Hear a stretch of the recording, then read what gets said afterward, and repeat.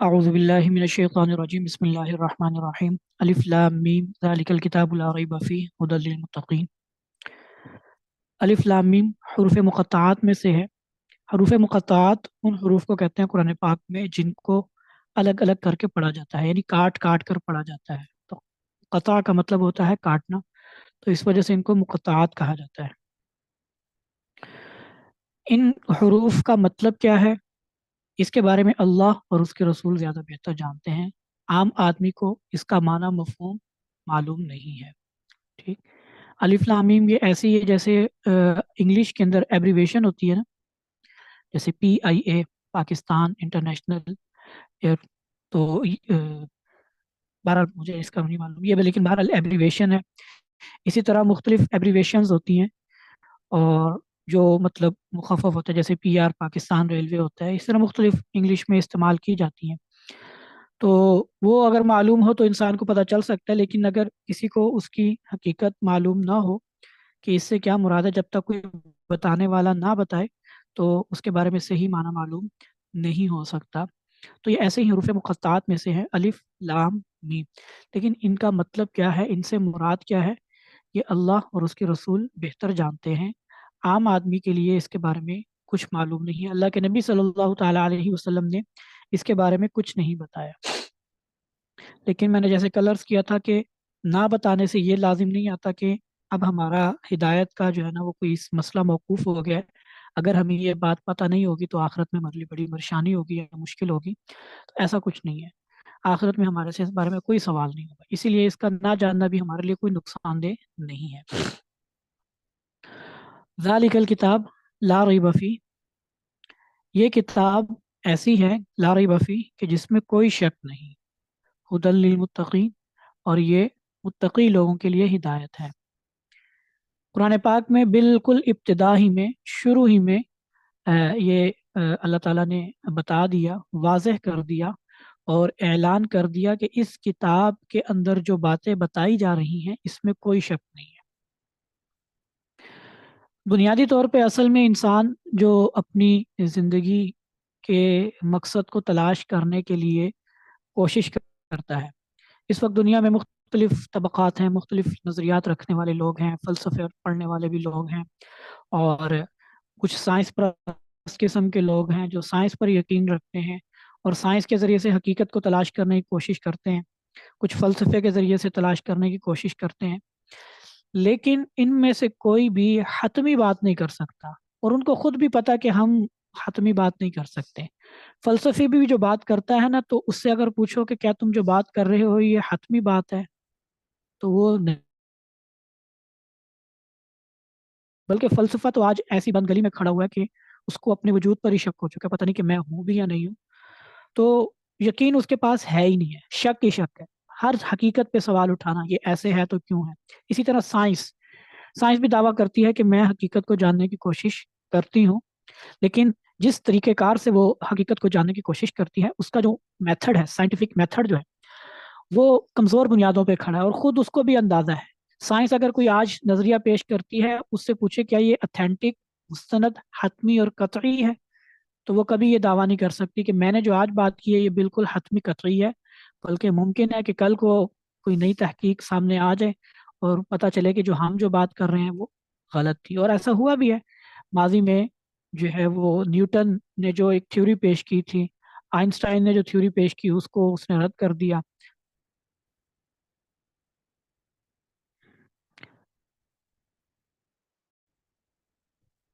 آواز نہیں آ رہی آپ کو؟ باقیوں کو تو آ رہی ہے میرے خیال سے۔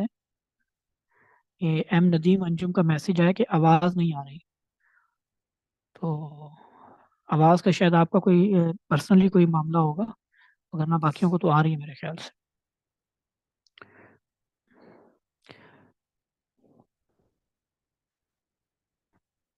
تو بات میں یہ کر رہا تھا کہ ایک تھیوری آئی، دوسری تھیوری نے اس کو رد کر دیا، اس کے بعد آگے پھر مزید تیسری تھیوری آئی، اس نے پہلی والی کو رد کر دیا، اور ابھی تک سائنٹیفک میتھڈ جو ہے وہ خود سوالیہ نشان بن چکا ہوا ہے، اور سائنس ابھی کسی حتمی رائے کے اوپر نہیں پہنچ سکی، وہ قطعیت کے ساتھ کچھ بھی نہیں کہہ سکتی، شک ہی شک ہے۔ جو تھیوری پیش کی ہے، جو نظریہ پیش کیا ہے، اب تک کی 300 سالہ جو ہسٹری ہے سائنس کی، اس نے جو کائنات کا مشاہدہ کیا ہے اور جو نتائج اخذ کیے ہیں، بہت ترقی کر لی ہے، لیکن کائنات کی حقیقت کو جاننے، انسان کی زندگی کا مقصد کیا ہے، اس کے بارے میں وہ جاننے کے لیے ابھی بالکل طفل مکتب، بالکل بچے سے بھی طفل مکتب تو چلو پھر کوئی بچہ ہوتا ہے نا، ابتدائی مدرسے کا کچھ نہ کچھ سیکھتا ہے، وہ بالکل اس حوالے سے ابھی انجان ہے، ان کو کچھ حقیقت کا ادراک ہی نہیں ہے، اور جو کچھ پتہ ہے اس کے بارے میں یقین ہی نہیں ہے۔ لیکن قرآن پاک میں پہلے جملے میں ہی، پہلی بات ہی اللہ تعالیٰ نے یہ فرمائی لا ریب فیہ، کہ یہ جو مضمون ہے نا، اس میں کوئی شک نہیں ہے۔ اور یہ دعویٰ اتنی کاملیت کے ساتھ کہ شک نہیں ہے، یہ یقینی بات ہے، وہی ذات کر سکتی ہے جو اس کائنات کی خالق ہے، جو ساری حقیقتوں کو جانتی ہے۔ وہ ہے کہ اس نے یہ ایک فائنل مہر لگا دی ہے کہ تم جو کچھ مرضی کر لو، جتنا سر مرضی پٹک لو، آخر کار تمہیں آنا اسی حقیقت کی طرف پڑے گا کہ جو اس قرآن میں بیان کی گئی ہے۔ وہ کیا؟ کہ کائنات ساری مخلوق ہے، اللہ اس کا خالق ہے، اور میں نے انسان کو اپنی بندگی کے لیے پیدا کیا ہے، اور بندگی کا طریقہ میں نے یہ اس قرآن میں بیان کر دیا ہے۔ تو جو اس کو مان لے گا وہ ابدی کامیابی حاصل کر لے گا، اور جو اس کے بارے میں جو ہے دور رہے گا، اس چیز کی، اس ہدایت پہ عمل نہیں کرے گا، وہ آخرت کی ہمیشہ ہمیشہ کی ناکامی کا شکار ہوگا۔ یہ حقیقت ہے، اور لا ریب فیہ، اس میں ذرہ برابر بھی کوئی شک نہیں ہے، یہ یقینی بات ہے۔ تو یہ قرآن پاک کا اپنے بارے میں دعویٰ ہے کہ میں جو بات کر رہا ہوں، آگے جتنے مضامین آئیں گے پورا قرآن، اس میں کسی قسم کا کوئی شک نہیں ہے، ایک لمحے کے لیے بھی یہ بات نہیں ہو سکتی کہ ہم یہ یقین اور مسلمان کا ایمان بھی یہی ہوتا ہے، ایک مسلمان کا ایمان بھی یہی ہوتا ہے اور یہی ہونا چاہیے۔ اگر کسی کا نہیں ہے تو اس کو اپنا ایمان دوبارہ اس کو رینیو کرنے کی ضرورت ہے، کہ اس کے ایک معنی مفہوم میں بھی، ایک مضمون میں بھی شک کرنا انسان کو دائرہ اسلام سے خارج کر دیتا ہے۔ ہدی للمتقین، اور یہ متقین لوگوں کے لیے ہدایت ہے۔ متقین کون؟ تقوی اختیار کرتے ہیں۔ تقوی اصل میں ایک صفت ہے اور ایک کیفیت ہے انسان کے اندر۔ وہ کیفیت کیا ہے؟ کہ وہ دل کے اندر خوف خدا کا پیدا ہونا۔ خوف دو طرح کا ہوتا ہے، کہ کسی چیز کے نقصان سے بچنے کے لیے، یہ نقصان کے اندیشے کی وجہ سے ڈرنا، ٹھیک ہے، اس کو یہ بھی خوف ہوتا ہے، اردو میں اس کو بھی خوف کہتے ہیں۔ لیکن ایک ہوتا ہے کہ کسی دوسرے کے بڑے کے اعزاز میں، بڑے کی عزت اور احترام کی وجہ سے ڈرنا، یعنی ایک بچہ اپنے والد کی ناراضگی کا خیال رکھتا ہے کہ میرے والد مجھ سے ناراض ہو جائیں گے، اور وہ اس بات سے ڈرتا ہے، ٹھیک ہے، تو یہ بھی ایک ڈرنا ہوتا ہے، لیکن اس ڈرنے کو برا نہیں کہا جاتا۔ جو پہلے والا ڈرنا ہوتا ہے وہ خوف والا، روب والا، دبدبے والا، ڈنڈے کی زور پہ، طاقت کے، وہ جو جیسے انسان شیر سے بھی ڈرتا ہے، یہ خوف کی وجہ سے ڈرتا ہے کہ شیر اس کو نقصان پہنچا سکتا ہے۔ لیکن یہاں پر جو خوف تقوی میں جو مراد ہوتا ہے، وہ دوسرے والا ڈر ہوتا ہے، کہ انسان کے دل میں اللہ کی عظمت ہو، اور اللہ کی عظمت کی وجہ سے انسان کو یہ فکر لاحق ہو جائے کہ میں کوئی ایسا کام نہ کر بیٹھوں جس کی وجہ سے اللہ مجھ سے ناراض ہو جائے، ٹھیک، اللہ نے میرے سے کوئی کام چاہا ہو اور میں وہ کام نہ کروں، یا اللہ نے مجھے کسی کام سے روکا ہو اور میں اس کام سے نہ رکا ہوں، تو یہ انسان کے اندر جو سوچ پیدا ہو جائے، اس کو کہتے ہیں تقوی۔ اور یہی چیز انسان کو ہر معاملے کے اندر اس کو نیک رستے پر، صحیح رستے پر چلا کر چلتی ہے۔ وہ جب اس کو اللہ کا حکم پتہ چلتا ہے کہ نماز پڑھنی ہے تو وہ نماز پڑھتا ہے، زکوٰۃ دینی ہے تو زکوٰۃ دیتا ہے، کیوں؟ کیونکہ اس کے دل میں تقوی ہوتا ہے، کہ اس کو یہ اس بات کا خوف ہوتا ہے کہ اگر میں نے زکوٰۃ نہ دی، اگر میں نے نماز نہ پڑھی، تو میرا اللہ مجھ سے ناراض ہو جائے گا۔ تو اس ناراضگی سے بچنے کے لیے، جیسے بچہ وہ اپنے باپ سے، اچھا یہ خوف کی وجہ سے، احترام کی وجہ سے بھی ہو سکتا ہے، محبت کی وجہ سے بھی ہو سکتا ہے، بچہ اپنے باپ سے بہت محبت کرتا ہے، بہت زیادہ محبت کرتا ہے، اور اسی محبت کی وجہ سے وہ یہ چاہتا ہے کہ میں اپنے والد کی کوئی حکم کی خلاف ورزی نہ کر دوں، اگر میں نے ایسا کر دیا تو میرا والد مجھ سے ناراض ہو جائے گا، ٹھیک، اور میں یہ چاہتا نہیں ہوں، مجھے اپنے والد سے اس قدر شدید محبت ہے، میں اس محبت کی وجہ سے یہ چاہتا نہیں ہوں کہ میرا والد مجھ سے ناراض ہو۔ تو یہ جو کیفیت ہوتی ہے، اس کو تقوی کہا جاتا ہے۔ تو فرمایا کہ ہدی للمتقین، یہ متقیوں کے لیے ہدایت ہے۔ قرآن پاک ہدایت ہے، بالکل یقیناً کتاب ہدایت ہے، لیکن یہ ہر بندے کے لیے نہیں ہے، ہر بندہ اس سے استفادہ حاصل نہیں کر سکتا، ہر بندے کی یہ رہنمائی نہیں کر سکتی۔ خود آگے قرآن پاک میں یضل بہ کثیرا و یہدی بہ کثیرا، اللہ اسی قرآن کے ذریعے سے بہت سو کو ہدایت بھی دیتے ہیں اور بہت سو کو گمراہ بھی کرتے ہیں۔ ٹھیک، گمراہ کن کو کرتے ہیں وہ بھی اللہ تعالیٰ نے قرآن پاک میں بتا دیا، آگے آ بھی رہے تو یہ ہدایت ہے متقیوں کے لیے، الذین یؤمنون بالغیب، وہ جو ایمان لاتے ہیں بالغیب، بن دیکھے، الذین یؤمنون بالغیب، جو ایمان لاتے ہیں بن دیکھی چیزوں پر، غیب پر ایمان رکھتے ہیں۔ غیب کا کیا مطلب ہے؟ جیسا کہ میں نے آپ کے سامنے اس سے پہلے بات کی تھی کہ اس وقت دنیا میں حقیقت کو تلاش کرنے کی کوشش کی جا رہی ہے۔ حقیقت کو تلاش کرنے کا مطلب یہ ہوتا ہے کہ بھئی کائنات کیا ہے، کائنات کی حقیقت کیا ہے، میں کون ہوں، میں کہاں سے آیا ہوں، اور میں مرنے کے بعد کہاں جاتا ہوں، اور مجھے زندگی میں کرنا کیا ہے۔ یہ تین میجر بڑے سوالات ہیں جس کے جواب تلاش کرنے کے لیے فلسفی بھی کھپتے رہتے ہیں، اور 1400 پیچھے 2-3 ہزار سال سے جو فلسفے کی تاریخ ہے وہ بنیادی طور پر اسی سوال کا جواب ڈھونڈنے کی کوشش ہے۔ سائنس بھی اس کوشش میں لگی ہوئی ہے، لیکن وہ ابھی تک حتمی طور پہ کوئی کسی نتیجے تک پہنچ نہیں پائے۔ وجہ کیا ہے اس کی؟ کیونکہ وہ جواب تلاش کرنے کی کوشش کرتے ہیں ظاہر دنیا میں، یعنی وہ حقیقت کو تلاش کرتے ہیں اس کائنات کے اندر رہتے ہوئے، جو چیزیں ان کو نظر آتی ہیں، جو چیزیں محسوس ہوتی ہیں، ان کے ذریعے سے وہ حقیقت کو تلاش کرنا چاہتے ہیں، حالانکہ حقیقت اس سے ماوراء ہے، کیونکہ یہ لوگ ایسی چیزوں کو ماننے کے لیے تیار ہی نہیں ہے جو آنکھ سے نظر نہ آتی ہوں، یا کان سے سنی نہ جا سکتی ہوں، یا زبان سے چکھی نہ جا، حواس خمسہ جن کو کہا تھا، فائیو سینسز جن کو کہا جاتا ہے، کہ جن کے ذریعے سے انسان کسی چیز کے بارے میں معلومات حاصل کرتا ہے۔ تو وہ کہتا ہے کہ ان 5 چیزوں کے اندر جو چیز نہیں آتی نا، اگر میں کسی چیز کو دیکھ نہیں سکتا، سن نہیں سکتا، اس کو چکھ نہیں سکتا، اس کو میں محسوس نہیں کر سکتا، اس کو سونگھ نہیں سکتا، ان 5 کاموں میں سے اگر میں کوئی کام نہیں کر سکتا تو اس کا مطلب یہ ہے کہ وہ چیز موجود ہی نہیں ہے۔ یہ اس وقت پوری دنیا کا نظریہ ہے۔ سائنس اسی وجہ سے جنات کو نہیں مانتی ہے، فرشتوں کو نہیں مانتی ہے، جنت جہنم کا اس کا وہ کہتی ہے کہ یہ ہماری ڈومین، کیونکہ ہم صرف اسی چیز کو مانتے ہیں کہ جو ان 5 سینسز کے ذریعے سے پتہ چلائی جا سکتی ہوں۔ تو چونکہ وہ اس سے باہر کے دائرے کو مانتے ہی نہیں ہے، اس لیے وہ یعنی وحی کو مانتے ہی نہیں ہے، جو اللہ کی طرف سے پیغام نازل ہوتا ہے اس کو وہ مانتے ہی نہیں ہے، اسی وجہ سے وہ لوگ حقیقت تک پہنچنے میں ناکام رہتے ہیں۔ لیکن ایمان والے کی صفت کیا ہوتی ہے؟ الذین یؤمنون بالغیب۔ متقی کون ہوتا ہے؟ تقوی اختیار کرنے والا کون ہوتا ہے؟ سب سے پہلے تو وہ غیب پر ایمان رکھتا ہے۔ غیب پر ایمان کا مطلب کہ جو چیز اس کو اپنی آنکھ سے نظر نہیں بھی آ رہی، لیکن وہ اس کو اس وجہ سے مانتا ہے کہ اس کو ایک پیغمبر صادق نے بتایا ہے، ایک سچے پیغمبر نے اس کو بتایا ہے کہ یہ جو ہے مرنے کے بعد کی بھی ایک زندگی ہے، اللہ اس کائنات کا خالق ہے، اس نے اس کائنات کو پیدا کیا، فرشتے بھی موجود ہیں، مرنے کے بعد قبر میں انسان کے اچھے اعمال کی وجہ سے اس کو راحت ملتی ہے، برے کاموں کی وجہ سے اس کو عذاب ہوتا ہے، اور پھر مرنے کے بعد دوبارہ مرنے کی زندگی ہوگی، دوبارہ زندگی ہوگی، وہاں پہ اچھے اعمال پیش کیے جائیں گے، برے اعمال بھی پیش کیے جائیں گے، جس کے اچھے کام زیادہ ہوں گے جنت کا فیصلہ جس کے بارے میں ہوگا اس کو جنت میں بھیج دیا جائے گا، دوسرے کو جہنم میں بھیج دیا جائے گا، اور یہ سب کچھ ہوگا، جنت بھی ہوگی، جہنم بھی ہوگی، یہ سب کچھ ہوگا۔ تو یہ بالغیب ہے، اور ایک ایمان والا اس پر یقین رکھتا ہے،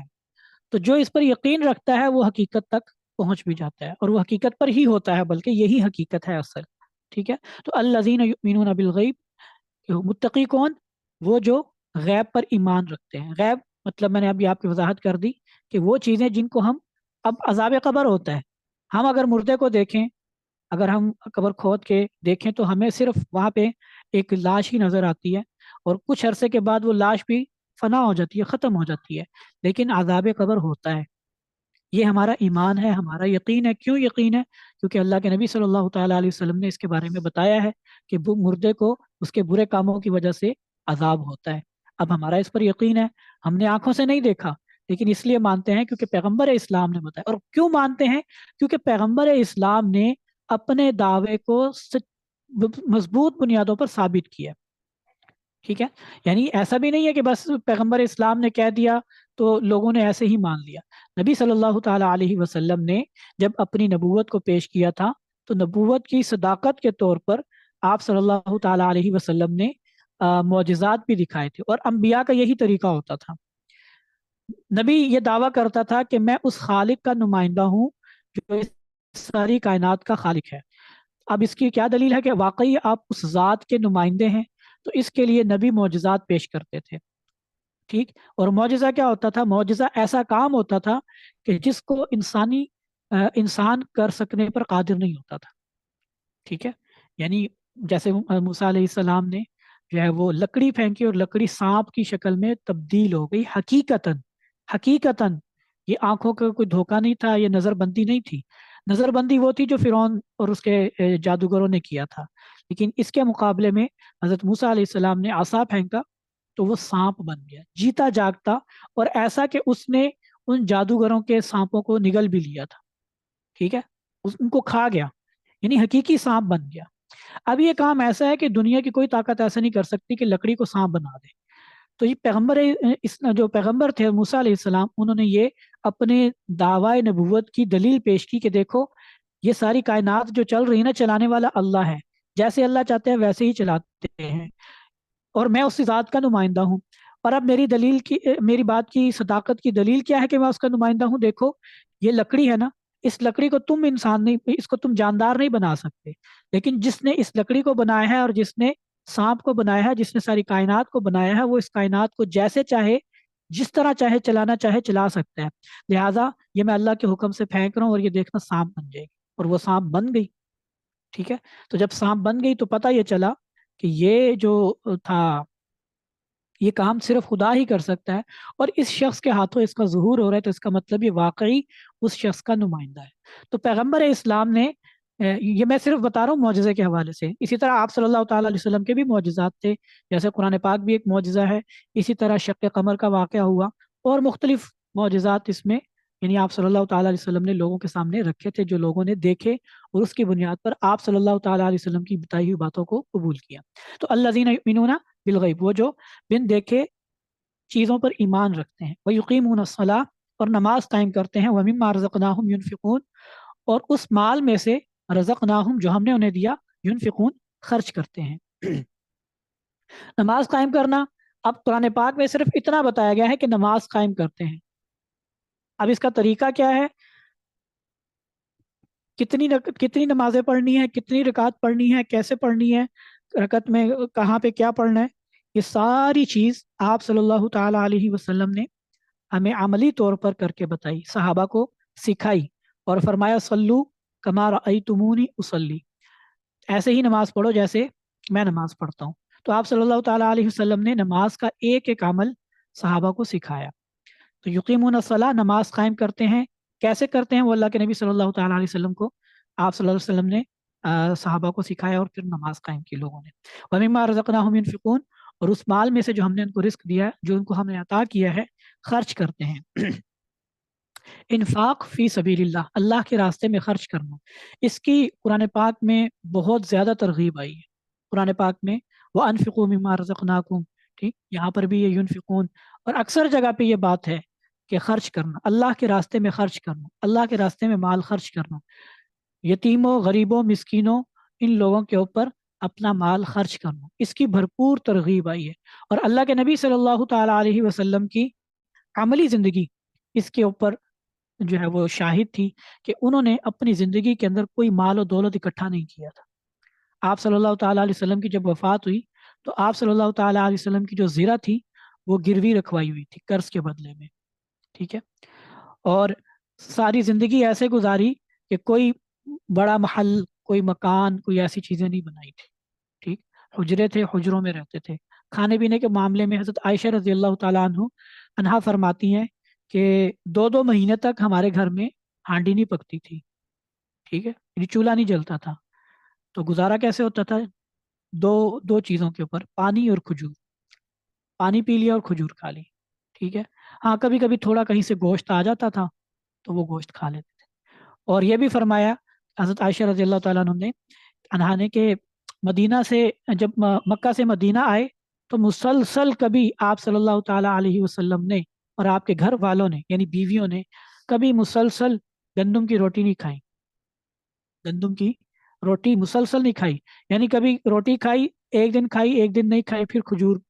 دودھ، ان چیزوں پہ گزارا کیا. تو یہ طرز زندگی تھی نبی کریم صلی اللہ تعالیٰ علیہ وسلم کی. اور بات یہ نہیں تھی کہ آپ صلی اللہ تعالیٰ علیہ وسلم کے پاس پیسہ نہیں تھا یا مال و دولت اس وقت نہیں تھا. اللہ کے نبی صلی اللہ تعالیٰ علیہ وسلم کے پاس پیسہ تھا لیکن خرچ کر دیتے تھے۔ حضرت عائشہ رضی اللہ تعالیٰ عنہا ہی کا یہ بیان ہے، وہ فرماتی ہیں کہ ایک رات آپ صلی اللہ تعالیٰ علیہ وسلم بڑے بے چین تھے، ٹہل رہے تھے، کبھی اٹھتے لیٹتے اٹھتے، کبھی پھر چکر لگانا شروع ہو جاتے، پھر لیٹتے، پھر اٹھ جاتے، پھر چکر لگانا شروع ہو جاتے۔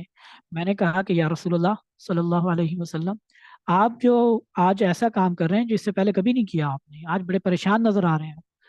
تو کیا وجہ ہے؟ کوئی سخت معاملہ پیش آیا کہ اللہ کی طرف سے کوئی حکم نازل ہوا ہے، کوئی جس کی وجہ سے آپ کو کوئی پریشانی ہے یا کوئی لوگوں کا کوئی معاملہ ہے؟ تو فرمایا نہیں، ایسا کچھ بھی نہیں ہے۔ تو فرمایا پھر کہ کیا مسئلہ ہے، پھر آپ اتنے پریشان کیوں ہیں؟ تو پھر اپنے سرہانے کے نیچے سے جو ہے وہ سونے کے کچھ ٹکڑے سے تھے، انہوں نے فرمایا کہ یہ چیزیں مجھے پریشان کر رہی ہیں کہ کہیں ایسا نہ ہو کہ مجھے موت آ جائے اور یہ میری ملکیت میں باقی رہے۔ یعنی اس کو جب تک خرچ نہیں کر دیا تو یہ پریشانی تھی کہ یہ ایسا نہ ہو کہ میری اس حالت میں موت آئے کہ میری ملکیت میں یہ سونا موجود ہو۔ خرچ کر دیتے تھے، جو آتا تھا خرچ کر دیتے تھے۔ آپ صلی اللہ تعالیٰ علیہ وسلم کے پاس کچھ خادم آئے تھے، وہ کچھ غلام، اور اس وقت زمانے میں جیسے ہوتے تھے، آپ صلی اللہ تعالیٰ علیہ وسلم کے پاس آئے تو آپ صلی اللہ تعالیٰ علیہ وسلم نے تقسیم کر دیے۔ حضرت علی رضی اللہ عنہ کو علم تھا کہ چونکہ آپ صلی اللہ تعالیٰ علیہ وسلم کے پاس غلام آئے ہوئے ہیں، تو آپ نے اپنی جو ہے جو بیوی تھی حضرت فاطمہ رضی اللہ تعالیٰ عنہا، جو آپ صلی اللہ تعالیٰ علیہ وسلم کی سب سے لاڈلی بیٹی، سب سے لاڈلی بیٹی، آپ صلی اللہ تعالیٰ چھوٹی بیٹی تھی نا، تو چھوٹی اولاد سے سب سے زیادہ پیار ہوتا ہے، تو فاطمہ رضی اللہ تعالیٰ عنہ سے بہت شدید محبت تھی۔ تو حضرت علی رضی اللہ تعالیٰ عنہ نے کہا کہ آپ ایسا کرو، آپ کے والد صاحب کے پاس خادم آئے ہوئے ہیں، تو آپ ان سے جا کے نا مطالبہ کرو، تو چلو کسی خادمہ کو لے آؤ، تو وہ آ کے تمہارے گھر کے کاموں میں تمہاری معاونت کر دے، تو کام کاج تمہارا ذرا تھوڑا آسان ہو جائے۔ تو وہ گئی، تو انہوں نے سوال کیا، تو آپ صلی اللہ تعالیٰ علیہ وسلم نے فرمایا کہ وہ تو میں نے سارے ادھر دوسروں کو تقسیم کر دیے، تو لیکن میں تمہیں 3 کلمات بتاتا ہوں، ان کو اگر تم پڑھ لو تو وہ ان سے بہتر ہے۔ ٹھیک؟ اچھا، یہ بھی آتا ہے کہ جب وہ آئیں تو ان کے ہاتھ نا سخت ہو چکے تھے، چکی چلانے کی وجہ سے نا، چکی پیسنے کی وجہ سے وہ بھاری ہوتی ہے، تو اس کے ہاتھ ان کے سخت ہوئے پڑے تھے، ہاں وہ سختی ان کے ہاتھوں پہ نظر آ رہی تھی۔ تو آپ صلی اللہ تعالیٰ علیہ وسلم نے فرمایا لیکن میں تمہیں 3 کلمات بتاتا ہوں، ان کو تم اگر جو ہے وہ پڑھ لیا کرو تو یہ ان غلاموں سے اور باقی ساری چیزوں سے زیادہ بہتر ہے۔ تو وہ ان کو تسبیح فاطمہ کہتے ہیں، جو ہم نماز کے بعد پڑھتے ہیں، سبحان اللہ 33 مرتبہ، الحمدللہ 33 مرتبہ، اور اللہ اکبر 34 مرتبہ، ان کو تسبیحات فاطمہ کہتے ہیں۔ تو یہ اس موقع پہ آپ صلی اللہ تعالیٰ علیہ وسلم نے حضرت فاطمہ کو سکھائیں۔ اب اندازہ کریں کہ اپنی سگی بیٹی، سب سے لاڈلی بیٹی، ٹھیک ہے، اور خادمات کو دوسروں پہ تقسیم کر دیا اپنی بیٹی کے لیے۔ ان کو معلوم نہیں ہوگا کہ میری بیٹی کس حال میں رہتی ہے، کس حال میں گھر کے کام سختیوں کے ساتھ کرتی ہے، لیکن جب بیٹی آئی تو بیٹی کو بھی کہا کہ ان چیزوں کے بجائے اللہ کا ذکر، اللہ کی تسبیح، اللہ کے دھیان، اس کی طرف توجہ کرو۔ تو یہ رزقناہم ینفقون، اس میں سے جو ہم نے ان کو رزق دیا خرچ کرتے ہیں۔ تو رسول اللہ صلی اللہ تعالیٰ علیہ وسلم کا یہ طرز عمل دراصل ہمارے لیے مشعل راہ ہے، ہمارے لیے عملی اس میں پہلو یہ ہے کہ ہم اس کے اوپر عام عمل کریں۔ لقد کان لکم فی رسول اللہ اسوۃ حسنہ، تمہارے لیے رسول اللہ صلی اللہ تعالیٰ علیہ وسلم کی زندگی میں ایک بہترین نمونہ ہے۔ اگر تم نے زندگی گزارنی ہے کہ کیسے گزارے، تو رسول اللہ صلی اللہ تعالیٰ علیہ وسلم کی ذات ایک بہترین رول ماڈل ہے جس کو تم فالو کر سکتے ہو، جس کو تم کاپی کر سکتے ہو۔ تو یہ رسول اللہ صلی اللہ تعالیٰ علیہ وسلم کی عملی زندگی تھی، اور صرف آپ صلی اللہ تعالیٰ علیہ وسلم ہی نہیں بلکہ دیگر صحابہ کا تو یہ مطلب مزاج تھا کہ وہ خرچ کرتے تھے، دوسروں کے اوپر خرچ کرتے تھے، اور ان کے اسی مزاج کو اللہ تعالیٰ نے قرآن پاک میں یوں بیان فرمایا وَيُؤْثِرُونَ عَلَىٰ أَنفُسِهِمْ وَلَوْ كَانَ بِهِمْ خَصَاصَةٌ، کہ وہ دوسروں کو اپنے اوپر ترجیح دیتے ہیں اگرچہ خود تنگی اور مشقت میں ہو۔ تو یہ ان کی صفت بن گئی ہوئی تھی، ان کے اندر یہ چیز، کیونکہ ان کو یہ بات یقین ہو چکے تھا اس بات کے اوپر کہ ہم یہاں پر جو خرچ کرتے ہیں اس کا ہمیں آخرت میں صلہ ملے گا، اور یہ دنیا حقیقی نہیں ہے، دنیا عارضی ہے۔ ہم نے یہاں پہ ہمیشہ نہیں رہنا، ہم نے وہاں پہ ہمیشہ رہنا ہے، اور یہاں پہ ہم جو اللہ کے راستے میں خرچ کریں گے اس کا ہمیں 10 گنا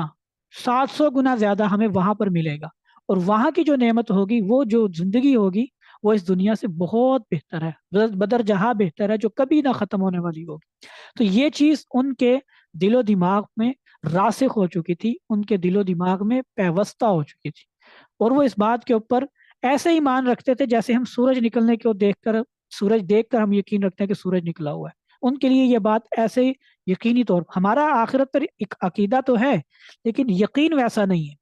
یعنی ہمیں یقین ویسا نہیں ہے، اگر ہمیں ویسا یقین ہو جائے تو ہمارے لیے بھی پھر عمل کرنا کوئی مشکل نہ ہو، لیکن ان کے لیے یہ یقین کامل پیدا ہو چکا تھا۔ تو بہرحال وَمِمَّا رَزَقْنَاهُمْ يُنْفِقُونَ، اس مال میں سے جو ہم نے ان کو عطا کیا خرچ کرتے ہیں۔ وَالَّذِينَ يُؤْمِنُونَ بِمَا أُنزِلَ إِلَيْكَ وَمَا أُنزِلَ مِن قَبْلِكَ، متقی کون ہے؟ وہ جو ایمان لاتے ہیں اس پر بھی، انزل الیک جو آپ پر نازل کیا گیا، وما انزل من قبلک اور اس پر بھی جو آپ سے پہلے نازل کیا گیا، یعنی جو آپ پر نازل کیا گیا یعنی قرآن پر، وما انزل من قبلک، اور ان پر بھی، ان چیزوں پر بھی ایمان لاتے ہیں جو آپ سے پہلے نازل کی گئی۔ آپ سے پہلے نازل کی گئی مطلب حضرت عیسیٰ علیہ السلام کے اوپر جو انجیل نازل کی گئی، اور حضرت موسیٰ علیہ السلام کے اوپر جو تورات نازل کی گئی، حضرت داؤد علیہ السلام کے اوپر جو زبور نازل کی گئی، اور اس سے پہلے جو انبیاء پر صحائف نازل کیے گئے جن کا تذکرہ موجود ہے اس کے اوپر بھی ایمان لاتے ہیں، اور جن کا تذکرہ موجود نہیں ہے ان پر بھی ایمان لاتے ہیں۔ یہ اہل اسلام کا خاصہ ہے کہ وہ تمام انبیاء کو مانتے ہیں، تمام انبیاء کو مانتے ہیں، اللہ نے جس بھی نبی کو بھیجا ہے وہ تمام نبیوں کو مانتے ہیں۔ یہود جو ہیں وہ صرف حضرت کیا کہتے ہیں جو یحییٰ علیہ السلام سے پہلے تک کے جو تھے ان کو مانتے تھے، لیکن حضرت یحییٰ علیہ السلام کو بھی انہوں نے قتل کر دیا تھا، لیکن عیسیٰ علیہ السلام کو نہیں مانتے، اور آپ صلی اللہ تعالیٰ علیہ وسلم کو نہیں مانتے یہود، ٹھیک۔ اور جو عیسائی ہیں وہ حضرت عیسیٰ علیہ السلام تک کے تو تمام انبیاء کو مانتے ہیں، لیکن آپ صلی اللہ تعالیٰ علیہ وسلم کی نبوت کو نہیں مانتے۔ لیکن ایک مسلمان ہے جو آپ صلی اللہ تعالیٰ علیہ وسلم کو بھی مانتے ہیں، حضرت عیسیٰ علیہ السلام کو بھی مانتے ہیں، اور حضرت عیسیٰ علیہ السلام سے لے کر حضرت موسیٰ علیہ السلام کے درمیان میں جتنے بنی اسرائیل کے انبیاء آئے ان سب کو مانتے ہیں، حضرت موسیٰ علیہ السلام سے لے کے حضرت یوسف علیہ السلام کے درمیان میں جتنے انبیاء آئے ان سب کو مانتے ہیں، حضرت یوسف علیہ السلام سے لے کے حضرت ابراہیم علیہ السلام، اور ابراہیم علیہ السلام سے لے کے حضرت آدم علیہ السلام تک جتنے انبیاء آئے سب کے اوپر ایمان رکھتے ہیں اجمالی طور پر، اگرچہ سب کے نام معلوم نہیں ہے لیکن قرآن پاک میں جن کا نام ہے یا باقی جن کا نام ہے سب پر ایمان رکھتے ہیں کہ وہ سب اللہ کی طرف سے بھیجے گئے پیغمبر تھے۔ ایمان مفصل جو کوئی انسان اسلام قبول کرتا ہے تو اجمالی طور پر اس کو جو ایمان اسلام میں داخل کرنے کے لیے جن چیزوں پر یقین رکھنے کا اس سے مطالبہ ہوتا ہے تو وہ یہی آمنت باللہ، میں اللہ پر ایمان لایا، و ملائکتہ، اس کے فرشتوں پر ایمان لایا، و کتبہ، اور اس کی تمام کتابوں پر، تورات پر، زبور پر، انجیل پر اور قرآن پر بھی، اس پر بھی ایمان لایا، و رسلہ، اور تمام رسولوں پر ایمان لایا، ٹھیک۔ تو یہ ہے والذین یؤمنون بما انزل الیک وما انزل من قبلک وبالآخرۃ هم یوقنون، کہ متقی وہ ہیں جو ایمان لاتے ہیں اس پر بھی جو آپ پر نازل کیا گیا اور اس پر بھی جو آپ سے پہلے نازل کیا گیا، وبالآخرۃ هم یوقنون، اور آخرت پر وہ یقین رکھتے ہیں۔ اولئک علی ھدی من ربہم، یہی لوگ ہیں جو اپنے رب کی طرف سے ہدایت پر ہیں، واولئک هم المفلحون، اور یہی وہ لوگ ہیں جو کامیاب ہیں، یہی لوگ ہیں جو اپنے رب کی طرف سے ہدایت پر ہیں، واولئک هم المفلحون، اور یہی لوگ کامیاب ہیں۔ ان الذین کفروا، بے شک وہ لوگ جنہوں نے کفر اختیار کر لیا ہے، سواء علیہم، ان کے لیے برابر ہے، انذرتہم، کہ چاہے تو آپ انہیں ڈرائیں، ام لم تنذرہم، یا نہ ڈرائیں، لا یؤمنون، وہ ایمان نہیں لائیں گے۔ کیوں؟ ختم اللہ علی قلوبہم وعلی سمعہم وعلی ابصارہم غشاوہ، کہ اللہ تعالیٰ نے ان کے دلوں پر، ان کے کانوں پر مہر لگا دی، ان کے دلوں پر، ان کے کانوں پر مہر لگا دی ہے، وعلی ابصارہم غشاوہ، اور ان کی آنکھوں پر پردہ ہے، ان کی آنکھوں پر پردہ ہے، وَلَهُمْ عَذَابٌ عظیم، اور ان کے لیے بڑا عذاب ہے۔ اس سے پہلے جو ایمان والوں کا تذکرہ ہوا تھا، ٹھیک ہے، کہ وہ لوگ جو اللہ پر اور آخرت پر یقین رکھتے ہیں، نماز قائم کرتے ہیں اور اللہ کے دیے مال میں سے خرچ کرتے ہیں، تو یہ اہل ایمان کا تذکرہ تھا، اور ان کے بارے میں حکم فرما دیا کہ مقصدی اعتبار سے جو انسان کی تخلیق کا مقصد اصلی ہے، اس اعتبار سے جو کامیابی ناکامی کا پیمانہ ہے اس پر وہ پورا اترتے ہیں۔ اولئک علی ھدی من ربہم واولئک هم المفلحون، کہ یہی لوگ اپنے رب کی طرف سے ہدایت پر ہیں اور یہی لوگ کامیاب ہیں. ٹھیک ہے. اب آگے دوسرے گروہ کا تذکرہ ہے کہ جو وحی کا انکار کرتا ہے، جو وحی کو نہیں مانتا، پیغمبر اسلام کی بتائی ہوئی بات کو قبول نہیں کرتا. ان کے بارے میں اللہ تعالیٰ نے فرمایا کہ جن لوگوں نے کفر کا رستہ چن لیا ہے، اختیار کر لیا ہے، اب ان کے لیے برابر ہے کہ آپ انہیں ڈرائیں یا نہ ڈرائیں، وہ ہرگز ایمان نہیں لائیں گے. ٹھیک. کیوں؟ کیونکہ اللہ نے ان کے دلوں پر مہر لگا دی ہے، ان کے دل سخت ہو چکے ہیں. سخت ہونے کی وجہ سے دلوں پر مہر لگ گئی ہے، اور اس مہر لگنے کی وجہ سے اب ان کو حق کو قبول کرنے کی توفیق نہیں مل سکتی. اللہ تعالیٰ نے مہر کیوں لگائی ہے؟ ان کی ہٹ دھرمی کی وجہ سے. اللہ تعالیٰ، ایسا نہیں ہے کہ اللہ تعالیٰ نے ان کو گمراہ کر دیا ہے یا اللہ تعالیٰ یہ چاہتے نہیں تھے کہ وہ ایمان قبول نہ کریں، بلکہ اللہ تعالیٰ نے چونکہ انسان کو پیدا کیا ہے تو اس وجہ سے یہ پیدا کیا ہے، جیسے آگے آیت میں آ بھی جائے گا، کہ انسان اپنی مرضی اور اختیار سے صحیح کام کرے اور اپنی مرضی اور اختیار سے برے کام سے بچے. ٹھیک ہے. اگر کوئی اپنی مرضی اور اختیار سے ایسا نہیں کرتا تو اللہ تعالیٰ زبردستی اس کو اچھا اچھا کام کرنے پر مجبور نہیں کریں گے. تو چونکہ کفار نے اپنی ہٹ دھرمی، اپنے عناد اور اپنے تکبر کی وجہ سے حق بات کو قبول کرنے سے انکار کر دیا تھا، اسی لیے اللہ تعالیٰ نے ان کے دلوں پر مہر لگا دی. ٹھیک. اور مہر لگا دی کا مطلب کیا؟ کہ اب وہ حق بات کو ان کے اندر سن سکنے کی صلاحیت ہی نہیں ہے. ٹھیک. توفیق تو اللہ کی طرف سے ہوتی ہے، لیکن اللہ کی توفیق اسی کو ملتی ہے کہ جس کے دل میں حق کی طلب ہو، اور جس کے دل میں حق کی طلب ہی نہ ہو تو اللہ تعالیٰ پھر اس کو توفیق بھی عطا نہیں فرماتے. تو اسی وجہ سے ان کے دلوں پر مہر لگا دی، اور اس کے نتیجے میں ہوا کیا؟ وَعَلَىٰ سَمْعِهِمْ وَعَلَىٰ أَبْصَارِهِمْ، ان کے دلوں پر اور ان کے کانوں پر. ٹھیک. کانوں پر بھی مہر لگ گئی، اس لیے اب وہ حق بات سن نہیں سکتے. وَعَلَىٰ أَبْصَارِهِمْ غِشَاوَةٌ، اور ان کی آنکھوں پر پردہ پڑ گیا. ٹھیک. جس کی وجہ سے انہیں کچھ دکھائی نہیں دے رہا. وَلَهُمْ عَذَابٌ عَظِيمٌ، اور ایسے لوگوں کے لیے جو ہے بڑا عذاب ہے. تو یہ دوسرا طبقہ تھا. اب یہاں سے آگے تیسرے طبقے کا تذکرہ شروع ہو رہا ہے. وَمِنَ النَّاسِ مَن يَقُولُ آمَنَّا بِاللَّهِ وَبِالْيَوْمِ الْآخِرِ وَمَا هُم بِمُؤْمِنِينَ. لوگوں میں سے بعض ایسے ہیں جو یہ کہتے ہیں آمنا باللہ وبالیوم الآخر، کہ ہم ایمان لائے اللہ پر اور آخرت کے دن پر. وما هم بمؤمنین، حالانکہ وہ ایمان نہیں لائے. یخادعون اللہ والذین آمنوا، وہ دھوکہ دینے کی کوشش کرتے ہیں اللہ کو، والذین آمنوا، اور ایمان والوں کو. وما یخدعون الا انفسهم، حالانکہ وہ دھوکہ دے رہے ہیں صرف اپنے آپ کو. وما یشعرون، اور انہیں اس بات کی خبر بھی نہیں. یہاں سے اب تیسرے طبقے کا تذکرہ ہے کہ جو بظاہر یہ کہتا تھا کہ ہم ایمان لائے، لیکن اللہ نے کہا کہ وہ در حقیقت ایمان نہیں لائے. یہ طبقہ منافقین کا طبقہ کہلاتا ہے.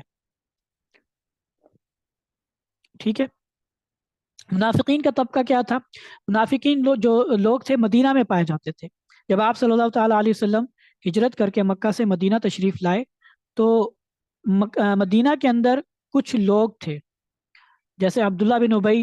جس کو منافقوں کا سردار کہا جاتا ہے، یہ بھی موجود تھا، اور بھی بہت سے لوگ تھے.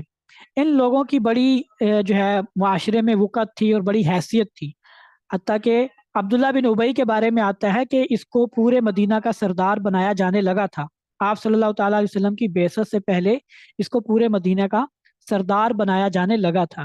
ٹھیک. اور یہ سردار بننے کے بالکل قریب تھا، لیکن آپ صلی اللہ تعالیٰ علیہ وسلم کی بعثت ہوئی، اہل مدینہ نے اسلام قبول کر لیا، اور آپ صلی اللہ تعالیٰ علیہ وسلم کی شخصیت سے متاثر ہو کر جو ہے وہ آپ صلی اللہ تعالیٰ علیہ وسلم کے اوپر ایمان بھی لائے اور ان کو اپنا بڑا سردار بھی تسلیم کر لیا. اب اس چیز کی جو رنجش تھی عبداللہ بن ابی کے دل میں تھی، اور ظاہر سی بات ہے وہ بڑا سردار تھا تو اس کے ماتحت کافی لوگ تھے، اس کی زیر اثر لوگ تھے. تو یہ ایک چپقلش تھی. اسی طرح جو دوسرے بھی کچھ لوگ تھے کہ جن کو بظاہر مسلمانوں سے جو ہے وہ خائف تھے، ڈرتے تھے، لیکن کچھ کر نہیں سکتے تھے. تو بظاہر وہ مسلمانوں کے ساتھ ملے ہوئے تھے کیونکہ اکٹھے وہیں پہ رہتے تھے، ایک ہی جگہ پہ رہتے تھے. تو ان لوگوں نے ظاہری طور پر تو ایمان قبول کیا تھا، یہ اپنے آپ کو مسلمان کہتے تھے، لیکن دل سے انہوں نے اسلام کو قبول نہیں کیا تھا. یہی وجہ تھی کہ ان کی جو حرکات تھی نا وہ ہمیشہ مسلمانوں کو نقصان پہنچانے والی ہوتی تھی. ہمیشہ یہ ان لوگوں نے ہمیشہ کفار کے ساتھ مل کر مسلمانوں کے خلاف سازشیں کرتے تھے. ان کی کوشش تھی کہ کسی طریقے سے کفار مکہ مسلمانوں پر حملہ آور ہو کے مسلمانوں کو نیست و نابود کر دیں اور پھر ہمیں دوبارہ موقع مل جائے. ٹھیک ہے. تاکہ مسلمانوں کا صفایا ہو جائے، مسلمانوں کا خاتمہ ہو جائے، اور پھر ہم دوبارہ ہم اپنے پرانی جو حیثیت تھی ہماری وہ بحال ہو جائے۔ اور ان کو عناد تھا مسلمانوں سے، ٹھیک، اسی وجہ سے موقع بہ موقع یہ ہوتے تو مسلمانوں کے ساتھ تھے، لیکن مسلمانوں کو لان تان کرتے تھے، مسلمانوں کے اندر کیڑے نکالتے تھے، اور مسلمانوں کی خوشی فتح کے اوپر ان کو دکھ ہوتا تھا، اور مسلمانوں کی شکست کے اوپر یہ بڑے خوش ہوتے تھے۔ قرآن پاک میں جگہ جگہ ان کا یہ جو ہے وہ حالت بیان کی گئی، یعنی یہ ان کی وہ کنڈیشن، ان کو آج کی زبان میں جیسے کہیں نا تو یہ غدار تھے اس دور کے۔ جیسے آج کل کوئی ہو نا پاکستان میں رہتا ہو اور پاکستان کی ساری سہولیات پاکستان کی استعمال کرتا ہو، ان چیزوں کا کرتا ہو، لیکن اس کو ہے نا پاکستان کو، جیسے ہمارے یہاں پہ سیکولرز اور لبرل سسٹم کے لوگ پائے جاتے ہیں، جن کو ہر برائی ہر خامی وہ پاکستانیوں میں نظر آتی ہے۔ پاکستانی تو ایسے ہیں، وہ حسن نثار ٹائپ جو نیوز اینکر ہیں، ان کو دنیا جہان کی ساری خرابیاں ادھر پاکستانیوں میں نظر آتی ہیں، اور ساری اچھائیاں ان کو دوسروں میں نظر آتی ہیں، ٹھیک ہے۔ تو یہی حالت اور یہی کیفیت ان منافقین کی بھی تھی۔ اچھا وہ بھی کہتا اپنے آپ کو پاکستانی ہی ہے، مطلب حسن نثار ہے، آپ نے اگر کبھی اس کے کوئی پروگرام سنا ہو یا کوئی اس کا کالم پڑھا ہو، کبھی کسی نے کوئی اتفاق ہوا ہو تو آپ اس کو دیکھیں تو اس کے ذہن سے زبان سے ہر وقت زہر ہی اگلتا رہتا ہے وہ پاکستان کے خلاف اور پاکستانی لوگوں کے خلاف، کہ یہ ایسے ہیں، یہ ویسے ہیں، اور یہ ایسے کرتے ہیں، دو نمبریاں کرتے ہیں، اور یہ باتیں ایسے کرتے ہیں، اس طرح کی باتیں لگا رہتے ہیں۔ تو منافقین کا بھی یہی مسئلہ تھا کہ وہ مسلمانوں کے خلاف ہر وقت ان کے خلاف سوچتے رہتے تھے، سازشیں کرتے رہتے تھے، لیکن ظاہراً یہ اپنے آپ کو مسلمان کہتے تھے اور مسلمانوں والے کام بھی کرتے تھے، یہ نماز بھی پڑھتے تھے، زکوٰۃ بھی دیتے تھے، لیکن کیسے پڑھتے تھے وہ قرآن پاک میں آگے جیسے کہ انشاءاللہ ترجمے میں ہم دیکھ ہی لیں گے، لیکن زبان سے لا الہ الا اللہ کہتے تھے اس وجہ سے۔ تو وَمِنَ النَّاسِ مَن يَقُولُ آمَنَّا بِاللَّهِ وَبِالْيَوْمِ الْآخِرِ وَمَا هُم بِمُؤْمِنِينَ، لوگوں میں سے بعض ایسے ہیں جو یہ کہتے ہیں کہ ہم اللہ پر اور آخرت کے دن پر ایمان لائے، وما هم بمؤمنین، حالانکہ وہ ایمان نہیں لائے۔ یخادعون اللہ والذین آمنوا، وہ دھوکہ دینے کی کوشش کرتے ہیں اللہ کو اور ایمان والوں کو، یعنی جیسے آگے آ بھی جائے گا وَإِذَا لَقُوا الَّذِينَ آمَنُوا قَالُوا آمَنَّا وَإِذَا خَلَوْا إِلَىٰ شَيَاطِينِهِمْ قَالُوا إِنَّا مَعَكُمْ إِنَّمَا نَحْنُ مُسْتَهْزِئُونَ، یعنی وہ اپنے آپ کی طرف سے یہ سمجھ رہے تھے کہ ہم بہت چلاک ہیں، ہم مسلمانوں کو پتہ نہیں چلنے دیتے، ہم مسلمانوں کے دشمن ہیں، لیکن اندر اندر سے دشمن ہیں، اوپر اوپر سے ہم ان کے دوست ہیں، اس طریقے سے ہم ان کو دھوکہ دینے کی کوشش کرتے ہیں، ٹھیک ہے۔ تو اللہ تعالیٰ نے فرمایا یخادعون اللہ والذین آمنوا، وہ اللہ کو اور ایمان والوں کو دھوکہ دینے کی کوشش کرتے ہیں، وما یخدعون الا انفسهم، حالانکہ وہ خود اپنے آپ کو دھوکہ دے رہے ہیں، کیونکہ اس کا جو آخر کار انجام ہوگا، کہ ظاہر سی بات ہے ایمان تو قبول نہیں ہے کیونکہ ایمان دل سے نہیں لائے، تو آخر کار انجام میں جو ان کو آخرت میں بھگتنا پڑے گا، جہنم کا جو عذاب ہوگا، اور ان کے بارے میں فرمایا ان المنافقین فی الدرک الاسفل من النار، یہ جہنم کے سب سے نچلے طبقے میں ہوں گے جہاں پہ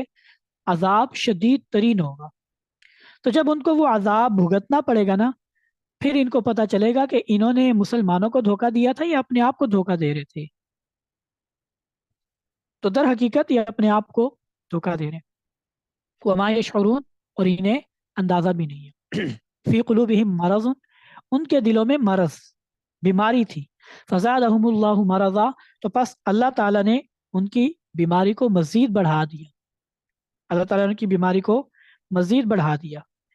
کیونکہ ان کے دل میں تکبر تھا۔ میں نے بتایا نا جیسے عبداللہ بن ابی یہ سردار بننے کے قریب تھا، اب یہ ظاہر سی بات ہے سرداری چھن جانے کی وجہ سے اس کا جو مرتبہ، حیثیت، رتبہ جو تھا مقام میں وہ چھن گیا تھا اس سے، اب وہ اس کو یہ برداشت نہیں تھا، تو اس کے دل میں تکبر تھا،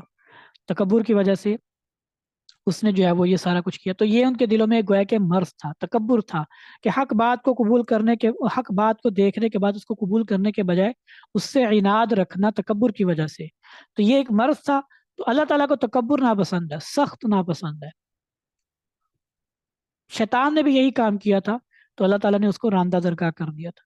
تو اسی لیے فرمایا فی قلوبہم مرض فزادہم اللہ مرضا، ان کے دلوں میں مرض تھا تو اللہ تعالیٰ نے ان کے مرض کو اور بڑھا دیا۔ اور بڑھانے کا مطلب کیا، کہ وہ اپنی اسی تکبر اور عناد میں آگے بڑھتے گئے اور ان کو حق قبول کرنے کی توفیق نہیں ہوگی۔ وَلَهُمْ عَذَابٌ عَلِيمٌ بِمَا كَانُوا يَكْذِبُونَ، اور ان کے لیے دردناک عذاب ہوگا بسبب اس کے وہ جھٹلاتے ہیں۔ وَإِذَا قِيلَ لَهُمْ لَا تُفْسِدُوا فِي الْأَرْضِ، اور جب ان سے یہ کہا جائے لا تفسدوا فی الارض، کہ زمین میں فساد نہ کرو، قالوا انما نحن مصلحون، تو آگے سے کہتے ہیں ہم تو صرف اصلاح کر رہے ہیں، ہم تو محض اصلاح کر رہے ہیں۔ الا، خوب غور سے سن لو، انہم هم المفسدون، یہی لوگ در حقیقت فساد کرنے والے ہیں، ولیکن لا یشعرون، لیکن انہیں اندازہ نہیں ہے۔ یعنی جب ان سے یہ کہا جاتا تھا کہ اپنی حرکتوں سے باز رہو اور اس طرح کے کام نہ کرو جس سے زمین میں انتشار پھیلے، تو کہتے ہیں ہم تو کوئی ایسا کام کر ہی نہیں رہے، ہم تو جو بھی کام کرتے ہیں ہمارا مقصد تو یہی ہوتا ہے کہ لوگوں کے درمیان میں اصلاح ہو جائے، تو ہم تو کوئی غلط کام کرتے ہی نہیں ہیں۔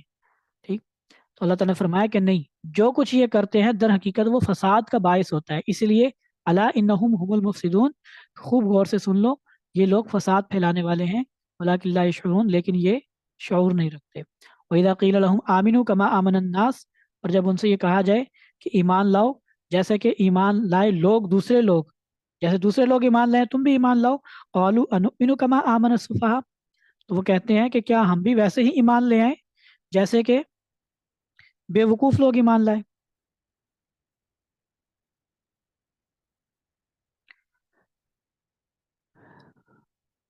یعنی ان کے بقول کہ وہ تو پاگل لوگ ہیں جو اس طرح کی باتوں کو مان لیتے ہیں، ہم تو اس باتوں کے ایسی بیوقوفانہ باتوں پر یقین نہیں رکھتے، یعنی اپنے آپ کو وہ عقل مند سمجھتے ہیں۔ اللہ تعالیٰ فرمائے الا انہم هم السفہاء، خوب غور سے سن لو، حقیقت میں بے وقوف لوگ تو یہی ہیں، ولکن لا یعلمون، لیکن انہیں پتہ نہیں ہے۔ وَإِذَا لَقُوا الَّذِينَ آمَنُوا قَالُوا آمَنَّا، اور جب وہ ملتے ہیں ان لوگوں سے جو ایمان لائے، یعنی ایمان والوں سے جب ملتے ہیں تو قالو کہتے ہیں آمنا، ہم ایمان لائے۔ وَإِذَا خَلَوْا إِلَىٰ شَيَاطِينِهِمْ، اور جب ملتے ہیں وہ، خلو، خلو کا مطلب ایسے ہوتا ہے تنہائی میں ملنا، چپکے سے ملنا، خلوت، خلوت اختیار کرنا، اور خلوت کا مطلب ہوتا ہے بند کمرے میں کسی کے پاس بیٹھ کے چپکے سے کوئی ملنا ملاقات کرنا، اس کو خلوت میں ملاقات کرنا کہتے ہیں۔ تو وَإِذَا خَلَوْا إِلَىٰ شَيَاطِينِهِمْ، اور جب یہ اپنے شیطانوں کے پاس خلوت میں جاتے ہیں، تنہائی میں جاتے ہیں، قَالُوا إِنَّا مَعَكُمْ، تو انہیں کہتے ہیں کہ ہم تو تمہارے ساتھ ہیں، إِنَّمَا نَحْنُ مُسْتَهْزِئُونَ، ہم تو محض مذاق کر رہے تھے، ہم تو محض مذاق کر رہے تھے۔ یعنی یہ وہ لوگ تھے، چونکہ ظاہر سی بات ہے یہ کچھ لوگ منافق تھے جو در پردہ کافر تھے لیکن اوپر اوپر سے اسلام قبول کرتے تھے، لیکن ان کے ہی جو بڑے سردار تھے یا ان کے تعلق والے تھے یا ان کے قبیلے کے لوگ تھے جو ایمان نہیں لائے تھے، وہ ان کو کہتے کہ تم لوگوں نے ایمان قبول کر لیا، تو آگے سے کہتے کہ نہیں ہم نے تو قبول نہیں کیا، ہم تو ویسے ہی مذاق مذاق ان سے کہتے ہیں۔ ٹھیک، یہ لیکن مسلمانوں سے ملتے تھے کہتے ہیں ہم تو اہل ایمان ہیں، ہم نے ایمان قبول کیا ہے، لیکن جب اپنے شیاطین کے پاس جاتے تھے، شیاطین اللہ تعالیٰ نے گویا کہ جو ان کے متعلقین جو ایمان جنہوں نے قبول نہیں کیا تھا اور لوگوں کو حق کے راستے سے روک رہے تھے، ان کو شیاطین سے تشبیہ دی کہ جب یہ اپنے شیطانوں کے پاس پہنچتے ہیں تو ان سے کہتے ہیں کہ ہم تو تمہارے ساتھ ہیں، ان سے تو ہم مذاق کر رہے تھے۔ اللہ یستہزئ بہم، اللہ نے فرمایا کہ یہ سمجھتے ہیں کہ یہ اہل ایمان کے ساتھ مذاق کر رہے ہیں، ان کا مذاق اڑا رہے ہیں، کہ ان کو بے وقوف بنا رہے ہیں۔ اللہ یستہزئ بہم، حقیقت تو یہ ہے کہ اللہ ان کے ساتھ مذاق کر رہا ہے۔ ٹھیک ہے، وَيَمُدُّهُمْ فِي طُغْيَانِهِمْ يَعْمَهُونَ، اور ان کو بڑھایا جا رہا ہے فی طغیانہم، ان کی سرکشی میں، یعمہون، کہ وہ اسی سرکشی کے اندر ہی بھٹکتے پھرے۔ یعنی یہ اصل مذاق تو اللہ کر رہا ہے کہ اللہ تعالیٰ ان کو توفیق ہی نہیں دے رہے، اللہ تعالیٰ ان کو ڈھیل دیے جا رہے ہیں، جس ڈھیل کی وجہ سے وہ اپنی سرکشی میں ہی آگے بڑھتے جا رہے ہیں، اور ابھی ان کو لگ رہا ہے کہ ہم بہت خوش ہوں گے، لیکن جب اللہ کی پکڑ اچانک آئے گی پھر ان کی آنکھیں کھلیں گی، تب ان کو پھر پتہ چلے گا، تب ان کے سامنے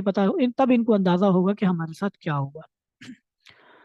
اولئک الذین اشتروا الضلالۃ بالہدی، یہی وہ لوگ ہیں کہ جنہوں نے گمراہی کو خرید لیا، بالہدا، ہدایت کے بدلے میں، ہدایت بیچ کر گمراہی خرید لی۔ فما ربحت تجارتہم، پس ان کی تجارت نے کوئی نفع نہ دیا، وما کانوا مہتدین، اور نہ ہی یہ ہدایت پا سکے۔ یعنی باوجود یہ کہ انہوں نے ایمان تو قبول کیا، لیکن ایمان قبول کرنے کے بعد انہوں نے اپنی ہدایت کو گمراہی کے بدلے بیچ دیا، کہ ایمان لانے کے بعد بھی ایمان نہ لائے اور کفر و شرک اور ان کے ساتھ تعلق کو پسند کیا اور مسلمانوں سے بیزاری ہوئی اور اللہ اور اس کے رسول کے احکامات کو ماننے سے انکار کرتے رہے، تو گویا کہ پھر ایمان لانے کے باوجود اس کو جو ایمان کی دولت تھی اپنی خواہشات اور اپنی تکبر اور ان چیزوں کے بدلے میں جو گمراہی تھی اس کے بدلے میں ان کو بیچ دیا، ٹھیک، اور اللہ کے احکامات پر عمل کرنے سے رکے رہے، ٹھیک ہے، تو پھر اس تجارت سے ان کو کیا کوئی فائدہ ہوا؟ کوئی فائدہ نہیں ہوا۔ ایمان کے بدلے انہوں نے جو چیز خریدی ہے اس نے ان کو کوئی فائدہ نہ پہنچایا، وما کانوا مہتدین، اور نہ ہی وہ کوئی سیدھا راستہ پا سکے۔ مثلہم کمثل الذی استوقد نارا، ان کی مثال اس کی طرح ہے کہ جس نے آگ روشن کی۔ مثلہم، ان کی مثال کا مثلی اس شخص کی طرح ہے استوقد نارا، جس نے آگ روشن کی۔ فلما اضاءت ما حولہ، استوقد نارا آگ بھڑکائی، آگ جلائی۔ فلما اضاءت ما حولہ، پس جب اس آگ نے روشن کر دیا ما حولہ، اس آدمی کے ارد گرد کے ماحول کو، تو ذهب اللہ بنورہم، تو اللہ تعالیٰ ان کی اس روشنی کو لے کر چلا گیا، اللہ تعالیٰ اس کی روشنی کو لے گیا۔ وَتَرَكَهُمْ فِي ظُلُمَاتٍ، اور انہیں اندھیروں میں چھوڑ دیا، لا يبصرون، اب ان کو کچھ نظر ہی نہیں آتا۔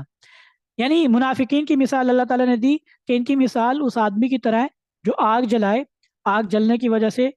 آس پاس کا ماحول جو ہے وہ روشن ہو جائے، چیزیں نظر آنے لگ جائیں، ٹھیک، اور پھر اچانک جو ہے وہ آگ بجھ جائے تو ہوگا کیا کہ آگ جلائی تھی، چیزیں روشن ہونا شروع ہوئی تھی، لیکن پھر اچانک جب آگ بجھ گئی تو ہر چیز اندھیرے میں چلی گئی اور اب کچھ سجھائی نہیں دے رہا۔ تو ان منافقین کی مثال بھی ایسے ہی ہے، ایمان قبول کیا، لیکن ایمان قبول کرنے کے بعد جب چیزیں نظر آنے لگی، لیکن جب ان کی حرکتیں ایسی تھی تو اللہ تعالیٰ نے ان سے ایمان کی گویا کہ روشنی سلب کر لی۔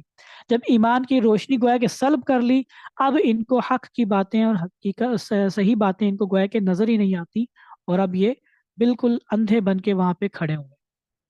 یعنی حق کی طرف یہ نہیں آ رہے، اور یہ اللہ تعالیٰ ان کا یہ سمجھتے ہیں کہ ہم مسلمانوں کو دھوکہ دے رہے ہیں، اللہ ان کو یہ دھوکہ دے رہے ہیں کہ یہ اپنے دھوکے کے اندر مبتلا ہے اور اپنے آپ کو سمجھ رہے ہیں کہ ہم بہت اچھا کام کر رہے ہیں، لیکن در حقیقت یہ بھٹکے ہوئے ہیں، راستے سے ہٹے ہوئے ہیں، اور جب یہ اسی پر یہ مر جائیں گے تو آخرت میں پھر ان کو پتہ چلے گا کہ ہم دنیا میں کیا کر کے آ گئے۔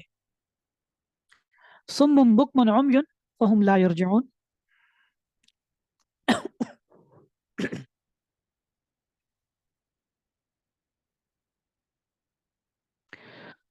صم بکم عمی، صم بہرے ہیں، بکمن گونگے ہیں، عمیون اور اندھے ہیں، فہم لا یرجعون، بس یہ واپس نہیں لوٹ سکتے، یعنی آنکھوں سے دیکھ نہیں سکتے، کانوں سے سن نہیں سکتے، اور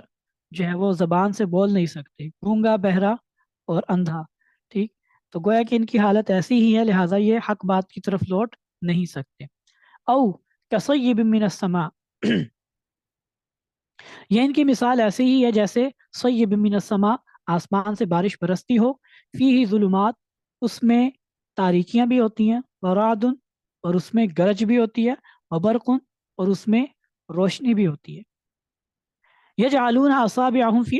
آذانہم من الصواعق حذر الموت، یہ ڈال لیتے ہیں اپنی انگلیوں کو فی آذانہم، اپنے کانوں میں، من الصواعق، گرج کی وجہ سے، حذر الموت، موت کے ڈر سے، موت کے ڈر سے، گرج کی وجہ سے اپنی انگلیوں کو کانوں میں ڈال لیتے ہیں۔ واللہ محیط بالکافرین، اور اللہ تعالیٰ کافروں کا احاطہ کیے۔ اللہ تعالیٰ نے فرمایا کہ ان کی مثال، جو منافقین کی ایک دوسری مثال دی، یا ان کی مثال ایسی ہے جیسے آسمان سے بارش ہو، جب بارش ہوتی ہے تو بارش کے اندر پہلے تو ہے آندھی آتی ہے، تو آندھی کی وجہ سے تاریکی چھا جاتی ہے، ٹھیک ہے، دوسرے نمبر پہ شروع میں پھر گرج بھی بہت ہوتی ہے، بجلی بہت چمکتی ہے، بجلی بھی چمکتی ہے اور اس میں گرج بھی ہوتی ہے، بادل زور سے گرجتے ہیں،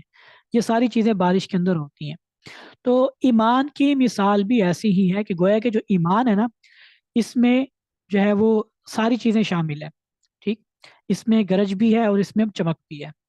گرج کیا ہے؟ ظلمات تو نہیں ہے، ظلمات تو دوسرا تھا، یعنی کہ جب گویا کہ منافقین کی حالت کے اعتبار سے ظلمات کو بھی شامل کیا گیا، تو گویا کہ منافق پہلے اندھیرے میں تھے، ٹھیک، لیکن پھر بعد میں ان کو جو ہے نا، انہوں نے اس اندھیرے تاریکیوں کو چھوڑ کے جو اس روشنی کو قبول کیا، لیکن پھر جب روشنی کے ساتھ گرج بھی تھی تو گرج کے ڈر کی وجہ سے، ٹھیک ہے، گرج کے ڈر کی وجہ سے انہوں نے اپنی انگلیاں کانوں میں ڈال لی۔ تو گویا کہ ایمان کو دیکھا انہوں نے، ایمان کو قبول تو کر لیا، لیکن ایمان کو قبول کرنے کے بعد جو ایمان کے تقاضے تھے، ایمان جن چیزوں کا تقاضا کرتا تھا، وہ دیکھ کر یہ ڈر گئے، گویا کہ وہ جو تقاضے تھے وہ گویا کہ رعد، گرج تھی اسلام کی، جس کو یہ دیکھ کر ڈر گئے اور سہم گئے، اور ان کو لگا ہم تو مر گئے، کیونکہ جس وقت مسلمانوں نے اسلام قبول کیا تھا وہ کوئی پھولوں کی سیج نہیں تھی، بلکہ وہ کانٹوں کا بستر تھا۔ ہر وقت کفار کی طرف سے یہ دھڑکا لگا رہتا تھا کہ آج حملہ ہوا کہ کل حملہ ہوا اور سارے ہم مارے جائیں گے. اور بھوک کا عالم تھا، فقر و فاقہ تھا، کاروبار نہیں تھا، معیشت نہیں تھی. خود قرآن پاک میں ہے وَلَنَبْلُوَنَّكُمْ بِشَيْءٍ مِّنَ الْخَوْفِ وَالْجُوعِ وَنَقْصٍ مِّنَ الْأَمْوَالِ وَالْأَنفُسِ وَالثَّمَرَاتِ، کہ ہم تمہیں بھوک سے، خوف سے، مالوں کی کمی سے، رزق کی کمی سے آزمائیں گے. ٹھیک ہے، یعنی یہ سارے حالات آئیں گے. وَبَشِّرِ الصَّابِرِينَ، لیکن جو صبر کرے گا اس صبر کرنے والے کے لیے خوشخبری ہے. ٹھیک ہے، حالات آتے ہیں ایمان کی وجہ سے. تو یہ جو منافقین تھے، ان کی مثال جیسے آسمان سے بارش ہوتی ہے تو بارش میں تاریکیاں بھی ہوتی ہیں، اس میں گرج بھی ہوتی ہے اور اس میں چمک بھی ہوتی ہے. تو یہ بھی ان کی مثال بھی ایمان کے ساتھ، اسلام کے ساتھ ایسے ہی ہے کہ انہوں نے تاریکیوں کو چھوڑ کر اسلام کو قبول کیا، لیکن اسلام کی جو احکامات سخت تھے، گویا کہ ان کی مثال گرج کی تھی. اس کو دیکھ کر یہ ڈر گئے، سہم گئے کہ ہم تو مر جائیں گے. جیسے کہ آگے آ بھی رہا ہے کہ جب جہاد کا حکم آتا تھا اور ان کو جب کہا جائے اللہ کے راستے میں جہاد کے لیے نکلو، تو ان کو لگتا تھا کہ ہم تو مر جائیں گے، موت ہمارا مقدر ہوگی. تو موت سے ڈر کی وجہ سے جو ہے نا پھر یہ ہیلے بہانے کرتے تھے اور مسلمانوں کے ساتھ جانے سے، اگرچہ یہ کہتے اپنے آپ کو مسلمان ہی تھے لیکن ڈرتے تھے. اور آگے فرمایا وہ برق، برق چمک کو کہتے ہیں. چمک گویا کہ روشنی، یعنی ایک طرف تو یہ تھا لیکن دوسری طرف اسلام میں یہ بھی ہے کہ جو اگر اس کو کرے گا تو اس کو آخرت میں ہمیشہ کی نعمتیں ملیں گی، اور اسی طرح دنیا میں غنیمت بھی ملتی تھی.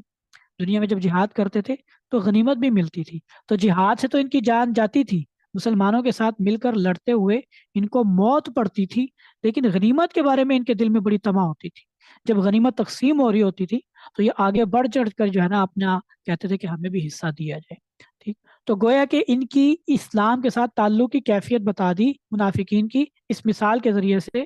کہ یہ اسلام پتہ نہیں انہوں نے قبول تو کر لیا لیکن اس کے سخت احکامات سے گھبرا جاتے ہیں اور پیچھے ہٹ جاتے ہیں، اور پھر کوئی لالچ ان کو نظر آتی ہے تو پھر وہ اسلام کے ساتھ جڑ جاتے ہیں. تو ان کی مثال ایسی ہی ہے. یکاد البرق یخطف ابصارہم، قریب ہے کہ روشنی ان کی آنکھوں کو چندھیا دے. کلما اضاء لهم مشوا فیہ، کہ جب کبھی وہ روشن ہو، مشوا فیہ تو اس میں چلنے لگے. واذا اظلم علیہم، اور جب وہ ان پر جو ہے وہ تاریک ہو جائے، قاموا تو کھڑے ہو جائیں. یعنی جیسے روشنی ہوتی ہے نا، روشنی ایک ہے کہ انسان بالکل اندھیرا ہو تو وہ اندھیرے سے اس کی آنکھیں مانوس ہو جاتی ہیں. ٹھیک ہے، لیکن کہیں پہ ایسا سسٹم ہو نا، مطلب کوئی کمرہ ایسا ہو کہ جہاں پہ بلب تھوڑی دیر بلتا ہو، جلتا ہو، پھر بجھ جاتا ہو، پھر جلتا ہو، پھر بجھ جاتا ہو، تو وہاں پہ بندہ جو ہے نا جب تک بلب چلے گا تو اس کو چیز نظر آئے گی، لیکن جیسے ہی روشنی ختم ہوگی تو وہ ایک دم بالکل اندھا ہو جائے گا. آپ لوگوں نے اگر اس چیز کا خود بھی تجربہ کیا ہوگا کہ جب لائٹ جاتی ہے تو فوری طور پر، جب رات کے وقت لائٹ جاتی ہے تو فوری طور پر انسان کی آنکھیں بالکل چندھیا جاتی ہے. بالکل اگر اندھیرا ہو، یو پی ایس وغیرہ کچھ بھی نہ ہو، تو بالکل اگر اندھیرا ہو جائے تو انسان ایک لمحے کے لیے بالکل اس کی آنکھیں جو ہے نا وہ ایسی نابینا ہو جاتا ہے. ٹھیک ہے، گویا اس کو کچھ نظر نہیں آتا، لیکن تھوڑی دیر کے بعد وہ اندھیرے سے تھوڑا مانوس ہو جاتا ہے، تھوڑی سی اس کو انسیت ہو جاتی ہے. پھر اندھیرے میں بھی اس کو کچھ نہ کچھ تھوڑا بہت احساس ہونے لگتا ہے چیزوں کا بارے میں، تھوڑا سا اس کو کچھ دھندلا سا ہی، لیکن کچھ نہ کچھ اس کو محسوس. لیکن اگر کوئی ایسی جگہ ہو جہاں پہ تھوڑی تھوڑی دیر بعد بلب جلتا ہو، پھر بند ہوتا ہو، جلتا ہو، بند ہوتا ہو، تو وہاں پر یہی کیفیت باقی رہے گی کہ جب روشنی جلے گی تب چیزیں نظر آئیں گی، جب روشنی بند ہوگی تو فوراً آنکھیں جو ہیں وہ بالکل بلائنڈ ہو جائیں گی، اس میں کچھ نظر نہیں آئے گا. تو فرمایا کہ ان کی مثال بھی ایسی ہے، یکاد البرق یخطف ابصارہم، قریب ہے کہ بجلی جو ہے وہ ان کی آنکھیں جو ہے وہ اچک لے، ان کی نگاہیں جو ہے ان کی بصارت جو ہے وہ اچک لے، کہ جب کبھی روشن ہو مشوفی تو اس میں چلنا شروع کر دیں. وَإِذَا أَظْلَمَ، اور جب وہ تاریک ہو جائے مشوفی تو اس میں کھڑے ہو جائیں، یعنی ان کو کچھ سجائی نہ دے کہ اب کہاں چلیں. تو یہ ان کی حالت ہے. یعنی یہ جو ان کا معاملہ اس طرح ہی چلتا ہے کہ جب کبھی ان کے اوپر جو ہے وہ لالچ غالب آتی ہے تو یہ اسلام کے قریب ہو جاتے ہیں، اور جب کبھی ان کے اوپر جو ہے وہ خوف اس کا غلبہ آتا ہے تو پھر یہ پیچھے ہٹنا شروع ہو جاتے ہیں، وہیں پہ کھڑے ہو جاتے ہیں، آگے نہیں بڑھتے ہیں، اسلام کے ساتھ، مسلمانوں کے ساتھ، اہل ایمان کے ساتھ آگے نہیں بڑھ پاتے ہیں. تو یہ ان کی گویا کہ حالت ہے. ایمان ان کا اسلام کے ساتھ اس طرح کا تعلق ہے. وَلَوْ شَاءَ اللَّهُ لَذَهَبَ بِسَمْعِهِمْ وَأَبْصَارِهِمْ، اور اگر اللہ چاہے تو ان کی سماعت وَأَبْصَارِهِمْ، اور ان کی بصارت لَذَهَبَ چھین لے. ان اللہ علی کل شیء قدیر، اللہ ہر چیز پر قادر ہے. یا ایھا الناس، اے لوگو اعبدوا ربکم الذی خلقکم، عبادت کرو اس رب کی، الذی خلقکم جس نے تمہیں پیدا کیا، والذین من قبلکم اور تم سے پہلے والے لوگوں کو بھی پیدا کیا، لعلکم تتقون تاکہ تم تقوی حاصل کر سکو، عبادت کے ذریعے سے تقوی حاصل ہو، عبادت سے تقوی حاصل ہوتا ہے اور تقوی کے ذریعے سے عبادت ہوتی ہے، یعنی گویا کہ ان دونوں کا آپسی تعلق ایسے ہی ہے کہ ایک دوسرے کو جو دونوں جو ہیں وہ پش کرتی ہیں ایک دوسرے کو، عبادت سے بندے کے اندر تقوی پیدا ہوتا ہے، عبادت میں ذکر بھی شامل ہے، ٹھیک ہے، ذکر کرنے سے اللہ کا دھیان نصیب ہوتا ہے، اللہ کا قرب نصیب ہوتا ہے، تو ذکر کی وجہ سے جب اللہ کا دھیان، اللہ کا قرب نصیب ہوتا ہے تو اس کی وجہ سے بندہ عبادت میں مزید مشغول ہوتا ہے، تو گویا کہ یہ دونوں ایک چیزیں ایک دوسرے کو پش کرتی ہیں، ایک دوسرے کو آگے بڑھاتی ہیں، تو اعبدو عبادت کرو تاکہ تمہارے اندر تقوی پیدا ہو، الذی جعل لکم الارض فراشا، کون سا اللہ جس کی تم نے عبادت کرنی ہے، وہ اللہ کون ہے، الذی جعل لکم الارض فراشا، وہ اللہ جس نے تمہارے لیے زمین کو بچھونا بنایا، وانزل من السماء ماء والسماء بناء، اور آسمان کو چھت بنایا، وانزل من السماء ماء، اور آسمان سے پانی اتارا، فاخرج به من الثمرات، اور پس پھر نکالے اس کے ذریعے سے، اس پانی کے ذریعے سے، من الثمرات پھلوں میں سے، رزقا لکم، پس نکالے اس کے ذریعے سے پھل، رزق لکم تمہارے رزق کے لیے، فلا تجعلوا للہ اندادا وانتم تعلمون، تو پس جانتے بوجھتے اللہ کے ساتھ دوسروں کو شریک نہ ٹھہراؤ، یہ جو مشرکین ہیں ان کو اپنے شرک سے باز آنے کی اس میں دعوت دی گئی کہ صرف اس اللہ کی عبادت کرو جس نے تمہیں اور تمہارے سے پہلے سارے انسانوں کو پیدا کیا، اور وہ اللہ کون ہے، وہ اللہ وہ ہے کہ جس نے آسمان کو اور زمین کو، جو زمین کو تمہارے لیے بچھونا بنایا، بچھونا مطلب فرش، فرش کہتے ہیں جس کے اوپر انسان چل سکے، کہ زمین کو اس قابل بنایا کہ انسان اس کے اوپر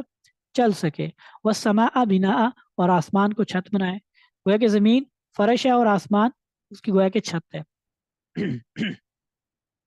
اور دوسرا کام کیا کیا، انزل من السماء ماء، آسمان سے پانی اتارا، جو انسان کی زندگی کا لازمی جزو ہے، یہ ایسا عنصر ہے پانی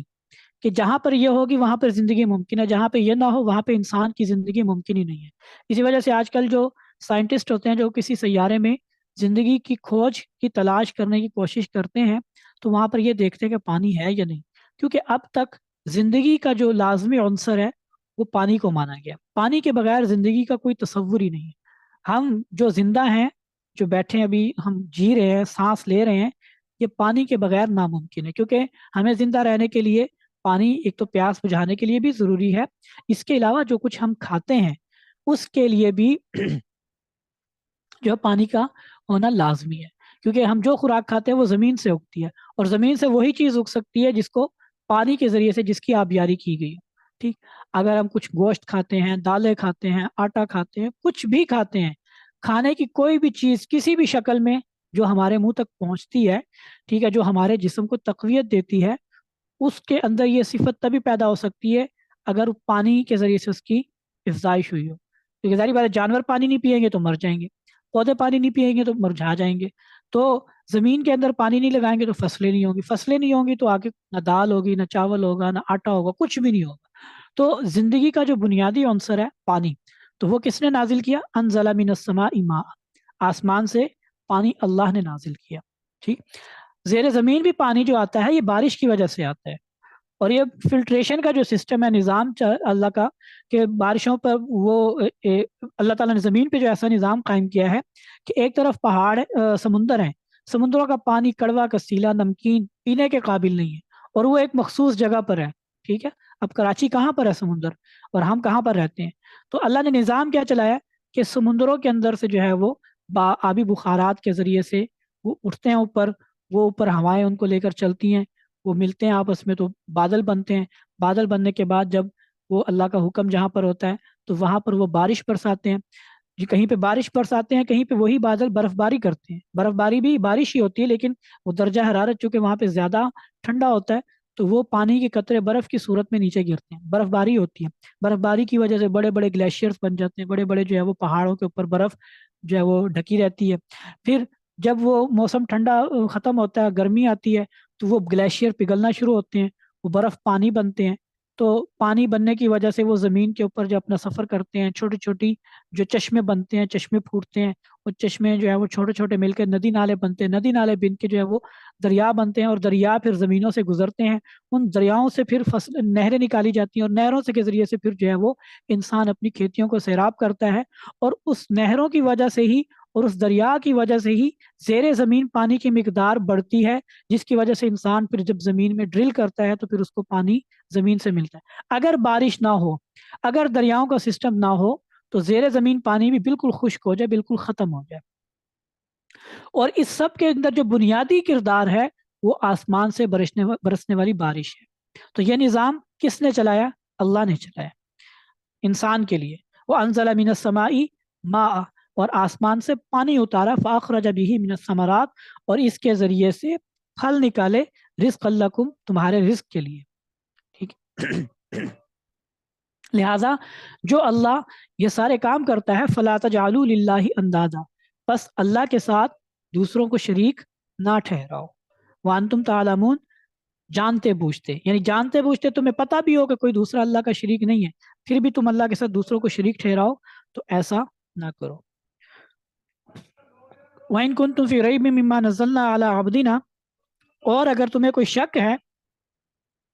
مما نزلنا علی عبدنا، اس چیز کے بارے میں جو ہم نے اپنے بندے پر نازل کی، فاتوا بسورۃ من مثلی، تو پھر اس جیسی کوئی صورت لے آؤ، وادعوا شہداءکم من دون اللہ، اور بلا لو تم اپنے مددگاروں کو، من دون اللہ، اللہ کو چھوڑ کر، ان کنتم صادقین، اگر تم اپنے دعوے میں سچے ہو۔ یعنی کفار مکہ، جیسا کہ میں نے کل بھی عرض کیا تھا کہ قرآن پاک کا یہ چیلنج تھا،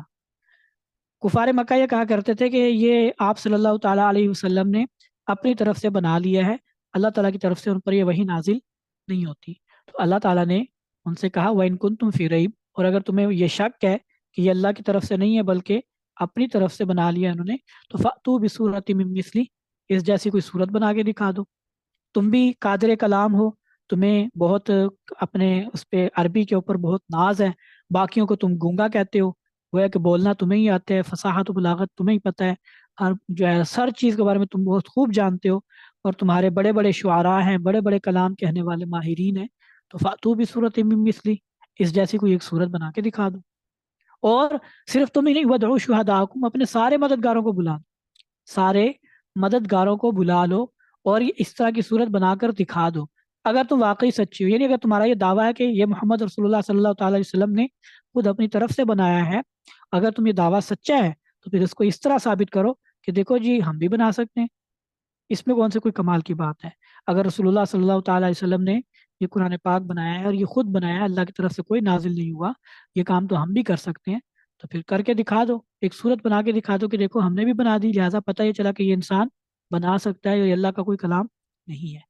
لیکن وہ ایسا نہیں کر سکے، حقیقتاً میں ایسا نہیں کر سکے۔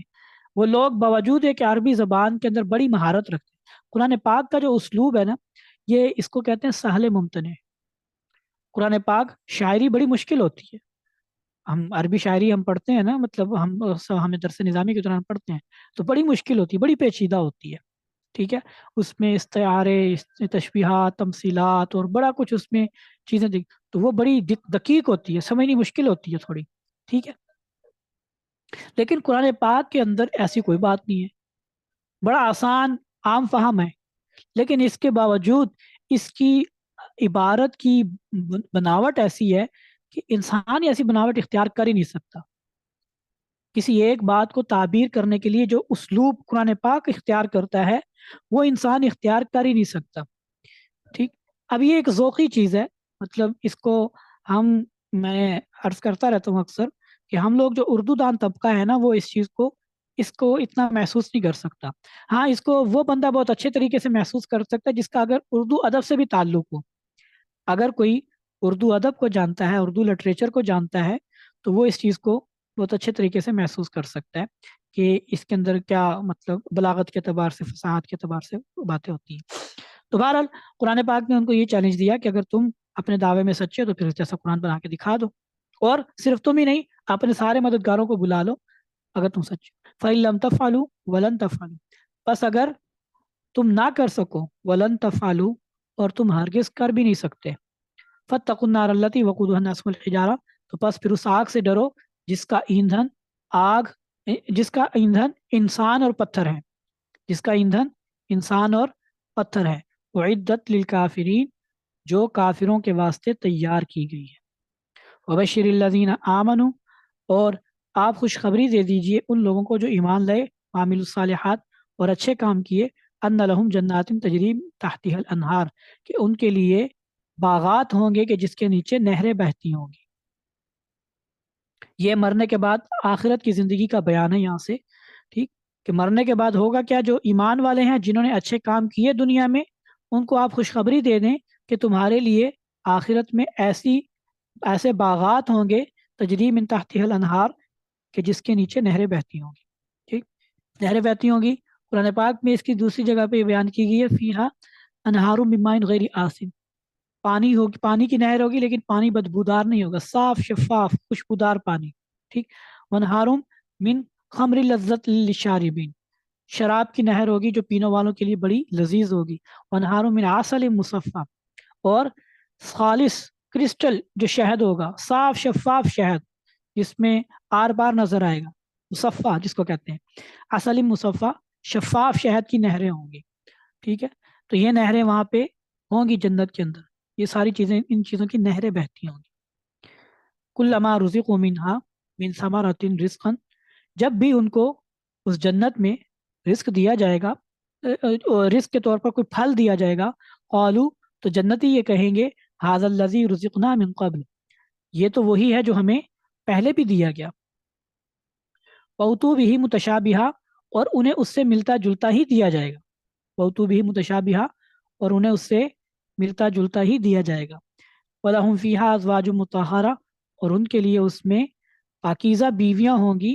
وَهُمْ فِيهَا خَالِدُونَ، اور وہ اس میں ہمیشہ ہمیشہ رہیں گے۔ بس آج کا سبق یہاں تک ہی کرتے ہیں، یہاں سے انشاءاللہ آگے ہم کل پڑھیں گے۔ سبق کے حوالے سے کوئی بات یا کوئی سوال اگر کسی نے پوچھنا ہو تو وہ پوچھ سکتے ہیں۔